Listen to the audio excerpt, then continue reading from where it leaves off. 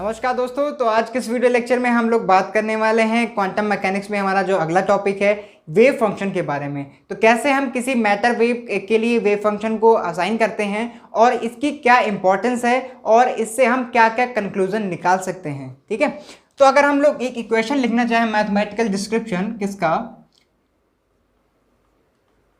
Mathematical expression हम लोग लिख लेते हैं। एक mathematical expression for matter wave. Matter wave क्या थी?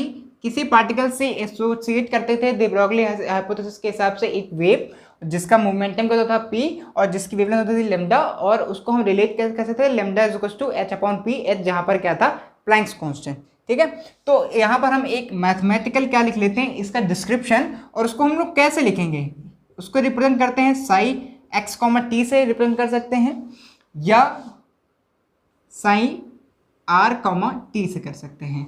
अब यहाँ पर ये हमारी जो इक्वेशन लिखी इसमें आप देखेंगे कि पोजीशन का केवल एक कोऑर्डिनेट आ रहा है यानी कि x।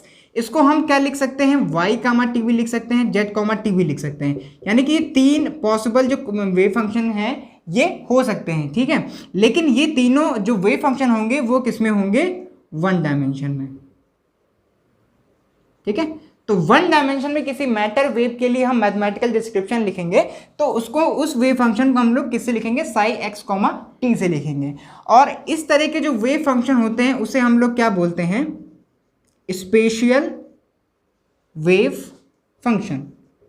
ठीक है, इसे हम लोग क्या बोल रहे हैं, स्पेशियल वेव फंक्शन। और ये वेव फंक्शन जो है वो बेसिकली क्या करते हैं, टाइम इंडिपेंडेंट होते हैं। ठीक है, टाइम इंडिपेंडेंट है, इसका मतलब यहां पर t की वैल्यू क्या है, 0। ठीक है, तो यहां पर t लिखा हुआ है लेकिन यहां पर t की जो वैल्यू होगी वो बेसिकली क्या होगा, 0 होगा। और वो वेव फंक्शन केवल और केवल उस मैटर वेव की पोजीशन पर डिपेंड करेगा और उसको स्पेसिफाई करेगा। दूसरी जो हमारे पास इक्वेशन लिखी हुई है, इस इक्वेशन में हमने क्या इंक्लूड किया है, r। और r के इंक्लूड होने का मतलब क्या है कि ये जो हमारे पास इक्वेशन लिखी गई है ये 3 डायमेंशन में इक्वेशन लिखी गई है। ठीक है, ये 3 डायमेंशनल इक्वेशन है किसकी, मैटर वेव की। तो मैटर वेव को 3 डायमेंशन में अगर हमें लिखना है तो इस तरह की इक्वेशन को हम लोग यूज करते हैं। ठीक है, और इस इक्वेशन को हम लोग बोलते क्या है, इस तरह की इक्वेशन को हम लोग क्या बोलते हैं, टेम्पोरल वेव फंक्शन। ठीक है, इसको हम लोग क्या बोलेंगे, टेम्पोरल वेव फंक्शन। ठीक है, ये इसमें आप देख सकते हैं 3 डायमेंशन में है तो ये क्या होंगी, टाइम डिपेंडेंट इक्वेशंस होंगी। ठीक है, और इसमें हम लोग आगे बात करेंगे कि ये जो टाइम डिपेंडेंट और इंडिपेंडेंट की बात कर रहे हैं, सर श्रोडिंगर जो थे उन्होंने इक्वेशंस दी थी जो टाइम इंडिपेंडेंट और डिपेंडेंट दोनों के लिए हम लोग आगे अपने वीडियो लेक्चर्स में बात करेंगे। ठीक है, उसमें हम लोग फुल डिस्क्रिप्शन लेंगे। अभी हम केवल बेसिक जो वेव मैटर वेव्स को फंक्शन असाइन किया गया है, वेव फंक्शन असाइन किया गया है, उससे बेसिकली हम क्या डिस्क्राइब करना चाह रहे हैं और क्या क्या उसकी जो पॉसिबिलिटीज़ हैं वो क्या क्या फाइंड आउट करता है वेव फंक्शन, उसकी हम लोग बात करेंगे। तो अब अगर हम कहें कि जो हमारे पास ये वेव फंक्शन था, ठीक है, तो वेव फंक्शन डिटरमाइन क्या करेगा। ठीक है, तो क्वेश्चन यही आता है, what will wave function determine. हमने वेव फंक्शन जो ये बनाया है सिस्टम के लिए, मैटर वेव के लिए, वो बेसिकली हमें क्या क्या इंफॉर्मेशन देगा। तो पहली इंफॉर्मेशन क्या देगा, ये हमें देगा पॉसिबल वैल्यूज ऑफ पोजीशंस। ठीक है, वेव फंक्शन किन किन पोजीशंस पर पाया जा सकता है, यानी कि पार्टिकल कहां कहां पर पाया जा सकता है, वो बताएगा ये क्या वेव फंक्शन। ठीक है, दूसरी चीज वेव फंक्शन में पता चल गया। दूसरी चीज क्या हमें ये बताएगा, ये हमें बताएगा कि अनसर्टेनिटी कितनी है पार्टिकल की पोजीशन में। ठीक है, पार्टिकल की पोजीशन में कितनी अनसर्टेनिटी है ये कौन बताएगा, हमारे पास जो वेव फंक्शन हमने कंस्ट्रक्ट किया है। तीसरी चीज वेव फंक्शन की स्टेट को बताएगा। ठीक है, स्टेट ऑफ वेव फंक्शन। कहने का मतलब क्या है, एक हिसाब से हम इसको अगर कहना चाहें तो ये हमें बताएगा बाउंड्री कंडीशंस, कि आखिर पार्टिकल कहां से कहां तक लाई करेगा, है ना, कहां से कहां तक लाई कर सकता है, state of the wave function. तो जो वेव फंक्शन है वो बेसिकली क्या करेगा, इन तीन चीजों को क्या करेगा, स्पेसिफाई करेगा, ठीक है, मैटर वेव की। अब इसके बाद जो हमने एक वेव फंक्शन की बेसिक सी बात कर ली, अब हम कुछ एग्जाम्पल लेंगे और उसके द्वारा हम समझाएंगे कि कैसे हम ये वेव फंक्शन को असाइन कर रहे हैं। और ये तीनों चीज़ें जो हमने कही ना कि possible values of position, state of wave function और अनसर्टेनिटी, वो कैसे कैलकुलेट करेंगे उस पर्टिकुलर वेव फंक्शन के लिए, उसके बारे में बात करेंगे। तो सबसे पहला एक हम एग्जाम्पल लेते हैं। तो यहाँ पर हम क्या ले लेते हैं, एक गॉसियन वेव फंक्शन, ठीक है, एक गॉसियन वेव फंक्शन ले लेते हैं। गॉसियन वेव फंक्शन हमने असाइन कर लिया, वन डायमेंशन में हम लोग बात करें तो यहाँ पर x t is equal to यहाँ पर क्या हो जाएगा, 0 हो जाएगा, क्योंकि ये टाइम इंडिपेंडेंट होगा, ठीक है। और इसको हम कैसे लिखेंगे, एक यहाँ पर ए जो है वो एम्पलीट्यूड है और ई की power minus A of x square, जहाँ पर स्मॉल ए है वो एक आर्बिट्रेरी कांस्टेंट हो सकता है। इसको हमने मान लिया क्वेश्चन नंबर 1। एक चीज़ आपको हमेशा याद रखनी होगी कि जब भी हम गॉसियन वेव फंक्शन की बात करते हैं तो यहाँ पर जो अनसर्टेनिटी होती है, जितनी भी गॉसियन आप वेव फंक्शन लेंगे उसके लिए अनसर्टेनिटी जो होगी वो क्या होगी, एच कट के बराबर होती है। जबकि बेसिक बाकी सारी अनसर्टेनिटीज़ की बात करें, जो रिलेशंस होते हैं कैनोनिकल कॉन्जुगेट्स के, चाहे हम एनर्जी और मोमेंटम, एनर्जी और टाइम की बात करें, ठीक है, चाहे हम एनर्जी और टाइम की बात करें, ये एच कट बाई 2 के बराबर होगा। पोजीशन और मोमेंटम के बीच की बात करें, ये भी एच कट बाई 2 होगा, ठीक है।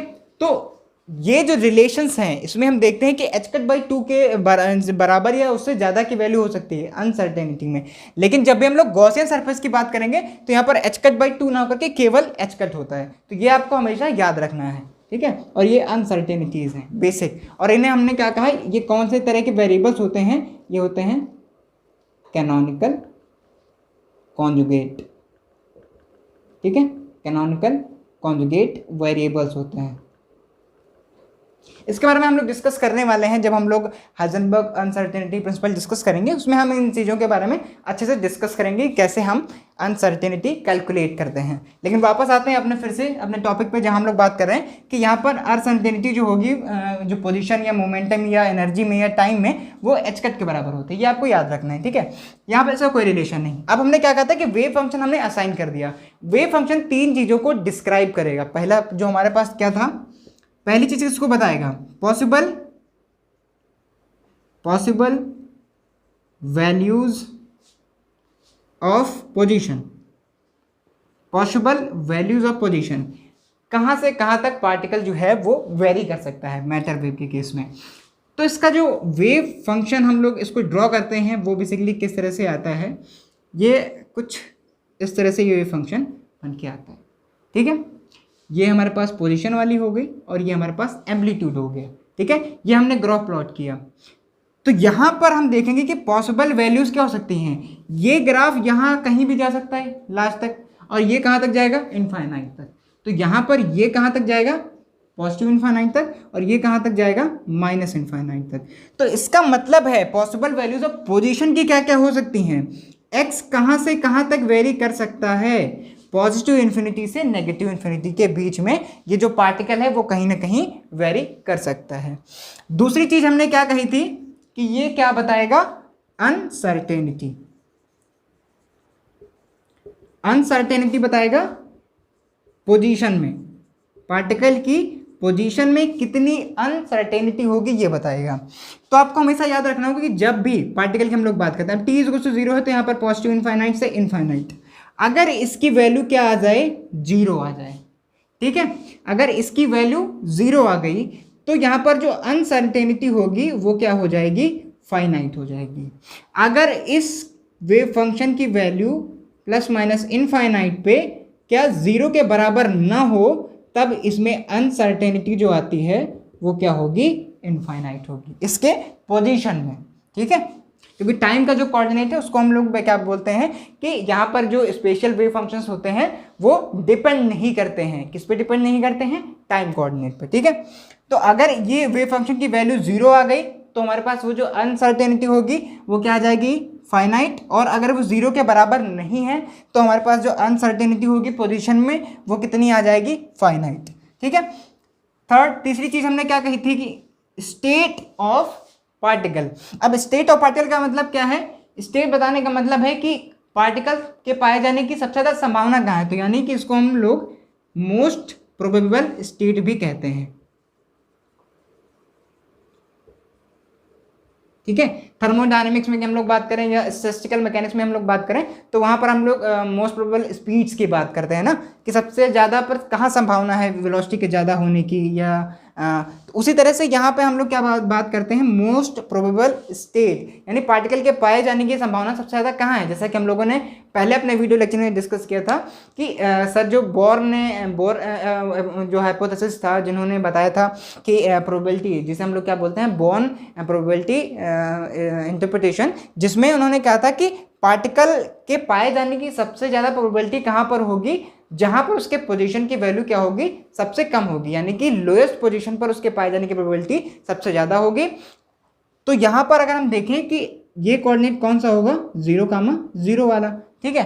तो जब x = 0 पे हम लोग देखेंगे तो एम्पलीट्यूड क्या है, यहाँ पर ये मैक्सिमम है वेव फंक्शन का, ये वेव फंक्शन हम लोग लिख लेते हैं x, t। तो ये x = 0 पे एम्पलीट्यूड ज़्यादा है, यानी कि x = 0 पे इसके पाए जाने की क्या है, प्रोबेबिलिटी मैक्सिमम है, ठीक है। तो यहाँ पर प्रोबेबिलिटी क्या होगी, मैक्सिमम होगी। x = 0 पर पार्टिकल के पाए जाने की प्रोबेबिलिटी सबसे ज़्यादा होती है, ठीक है।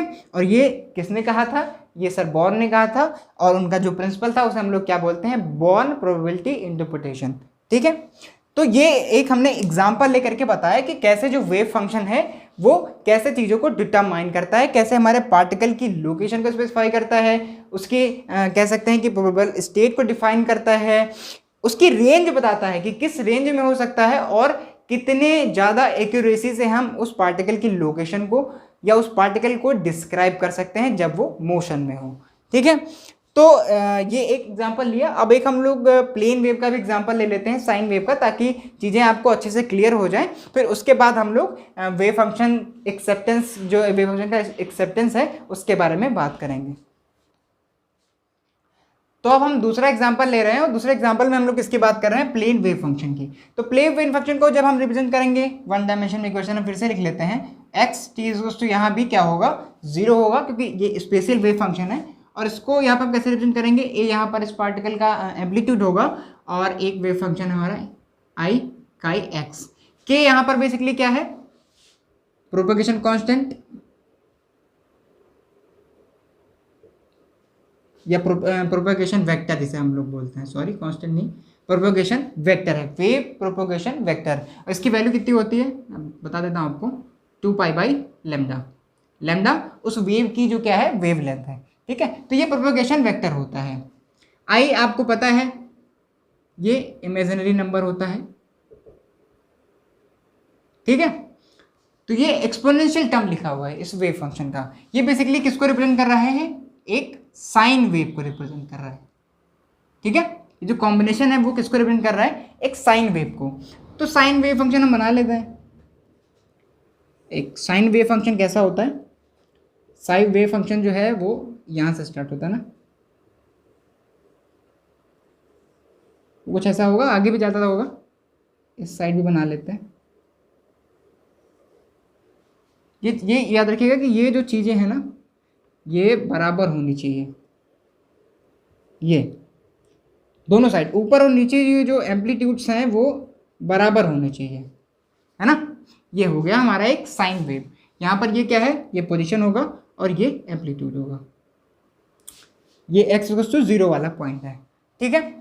अब हम चलिए निकालते हैं। सबसे पहले हम क्या निकालते हैं कि पॉसिबल वैल्यूज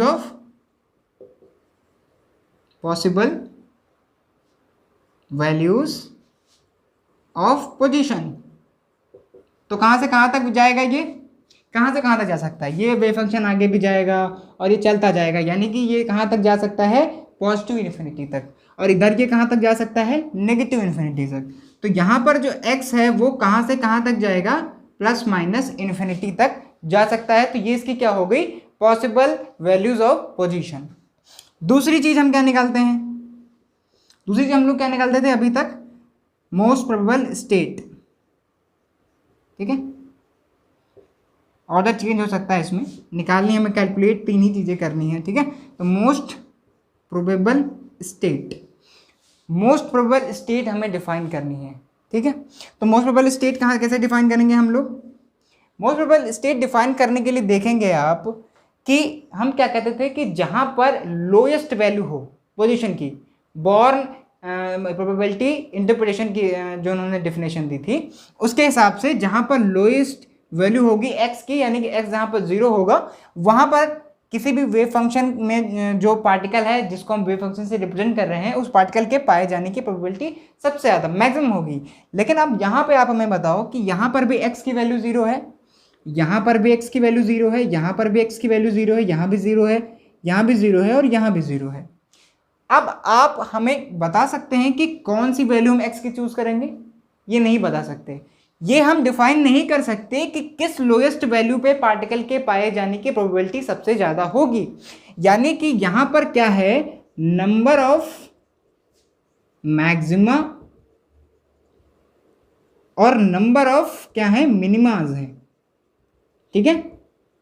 मैक्सिमम क्या होगा, ये जो टॉप पॉइंट होगा वो मैक्सिमम होगा और ये मिनिमा होगा। तो यहाँ पर कई सारे मैक्सिमम हैं और कई सारे मिनिमा हैं, तो हम ये डिफाइन नहीं कर सकते कि पार्टिकल एग्जैक्टली कहाँ पर होगा, या ये कह सकते हैं कि उसकी हम प्रोबेबिलिटी नहीं बता सकते कि सबसे ज़्यादा प्रोबेबिलिटी कहाँ है पार्टिकल पाया जा सकता है, ठीक है। तो यहाँ पर मोस्ट प्रोबेबल स्टेट की हम लोग बात करें तो इसको हम लोग डिफाइन नहीं कर सकते, और डिफाइन ना करने का सीधा सा रीजन है number of maxima and minima, ठीक है। तीसरी आखिरी चीज जो हम लोग क्या बता सकते हैं यहाँ पर कि अनसर्टेनिटी कितनी होगी, ठीक है, अनसर्टेनिटी इन पोजीशन। पोजीशन में अनसर्टेनिटी की बात करें, delta p into delta x is equal to h/2 हमने अभी बात करी थी, कैनोनिकल कॉन्जुगेट वेरिएबल्स की, ठीक है। तो अब यहाँ पर x पे आप देखें कि x is equal two plus minus infinity पे क्या वेव फंक्शन की वैल्यू 0 हो रही है, क्या वेव फंक्शन की वैल्यू 0 होगी, ये 0 नहीं होगी। आप कहीं भी चले जाइए, इस वेव फंक्शन की वैल्यू पॉजिटिव इन्फिनिटी की हम बात करें या नेगेटिव इन्फिनिटी पे बात करें, इस वेव फंक्शन की वैल्यू 0 नहीं हो सकती। और अगर वैल्यू 0 नहीं है तो अनसर्टेनिटी कितनी होगी, इनफाइनाइट, ठीक है। यानी कि इसमें पार्टिकल के पाए जाने की जो संभावना है वो भी हम डिफाइन नहीं कर सकते, लेकिन यहाँ पर जो अनसर्टेनिटी होगी पोजीशन के, जहाँ पर वो होगा पार्टिकल, उसको अगर हमने लोकेट कर लिया तो उसकी पोजीशन लोकेट करने में भी हमें क्या होगी, बहुत प्रॉब्लम होगी, क्योंकि उसमें जो अनसर्टेनिटी है वो क्या है, इनफाइनाइट, ठीक है। तो ये थी ये हमारे 2 एग्जाम्पल थे जिसकी हेल्प से हमने ये समझा कि अगर हम कोई वेव फंक्शन लिखते हैं स्पेशियल सॉरी कोई एक स्पेशल वेव फंक्शन लिखते हैं जो वो टाइम इंडिपेंडेंट है, तो वहाँ पर वेव फंक्शन को असाइन करने के बाद पार्टिकल के बारे में कितनी ज़्यादा इन्फॉर्मेशन हम लोग ले सकते हैं। पहली इन्फॉर्मेशन हमें क्या मिलती है कि ये वेव फंक्शन हमें बताएगा कि कितनी उसकी पॉसिबल वैल्यूज़ होंगी पोजीशन की। दूसरी चीज़ हमें क्या बताएगा, मोस्ट प्रोबेबल स्टेट बताएगा, जिसे हम लोग क्या बोलते हैं कि पार्टिकल के पाए जाने की सबसे ज़्यादा प्रोबेबिलिटी कहाँ है। तीसरी चीज़, उस पार्टिकल के पोजीशन में कितनी अनसर्टेनिटी होगी ये बताएगा। तो ये 3 चीज़ें हमें क्या बताएगा, वेव फंक्शन बताएगा। इसीलिए ये जो वेव फंक्शन है वो बहुत इंपॉर्टेंट हो जाते हैं हमारे पास। अब कुछ बेसिक कंडीशंस बची हैं, उसको हमें डिस्कस करना है कि वेव फंक्शन के जो एक्सेप्टेबल होने की कंडीशन क्या होती है। तो इसको रब करते हैं, उसके बारे में डिस्कस करते हैं, फिर वीडियो को ख़त्म करते हैं। तो अब हम लोग बात करने वाले हैं कि किसी भी वेव फंक्शन को एक्सेप्टेबल होने के लिए क्या क्या कंडीशन होनी चाहिए, ठीक है। तो पहली हमारे पास जो कंडीशन आती है उस कंडीशन को हम लोग क्या बोलते हैं कि वेव फंक्शन जो हमारे पास है, wave function should be single valued. Definition लिख ली है, कहने का मतलब क्या है वो समझिए।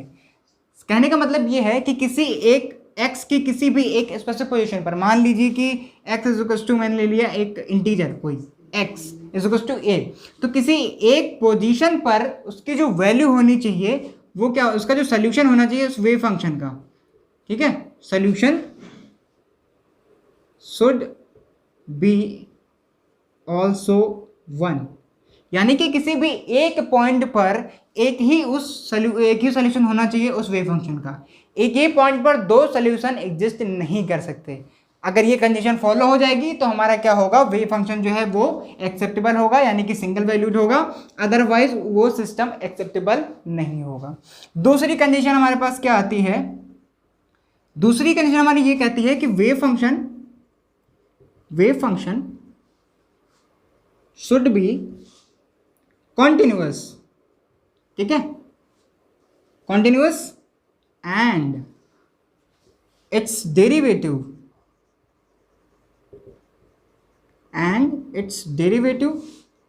ऑल्सो शुड बी कॉन्टिन्यूअस, ठीक है। कहने का मतलब क्या है कि अगर आपके पास कोई वेव फंक्शन है, आपने मान लिया ऐसा वेव फंक्शन स्टार्ट हुआ, थोड़े टाइम के बाद वेव फंक्शन खत्म हो गया, फिर से एक नया वेव फंक्शन बना दिया, तो ये वेव फंक्शन एक्सेप्टेबल नहीं होगा। वेव फंक्शन ब्रेकेज नहीं होना चाहिए वेव फंक्शन में।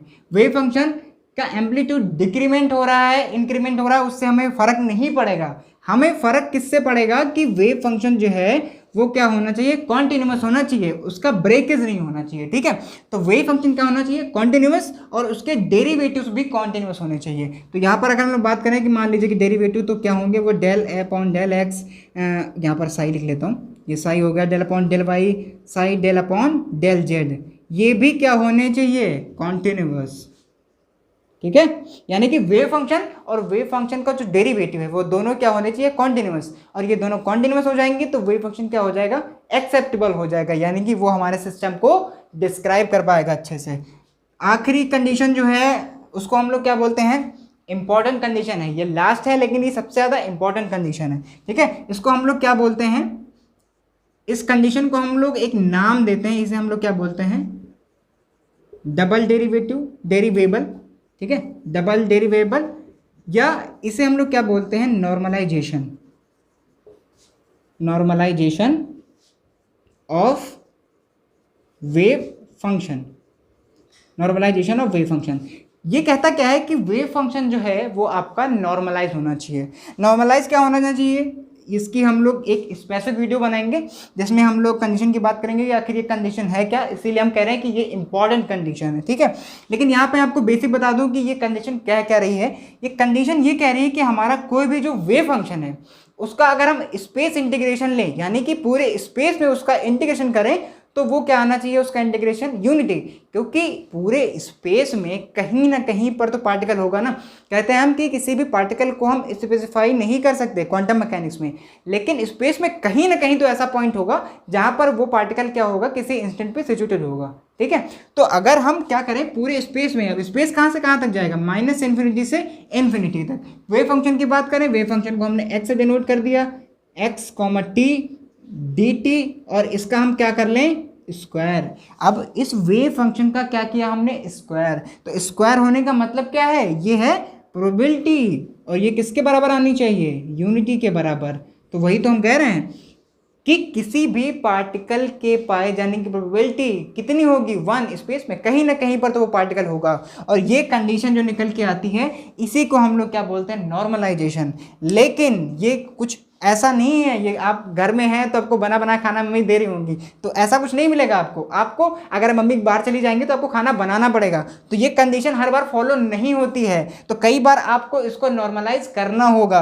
और वो कैसे करेंगे और क्या क्या क्या टेक्निक्स हैं, कैसे उसको हम करते हैं नॉर्मलाइजेशन वेव फंक्शन का एक्सेप्टेबल बनाने के लिए, वो हम अगली वीडियोज़ में अपनी बात करेंगे।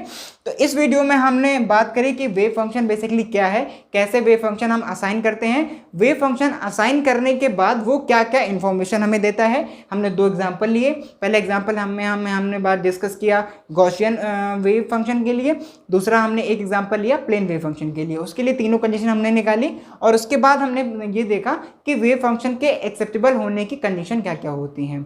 तो फिलहाल इस वीडियो लेक्चर में इतना ही। हमारे साथ बने रहिए, कई सारी वीडियोस आपके लिए क्वांटम मैकेनिक्स में लेके आने वाले हैं। वीडियो देखने के लिए बहुत बहुत धन्यवाद।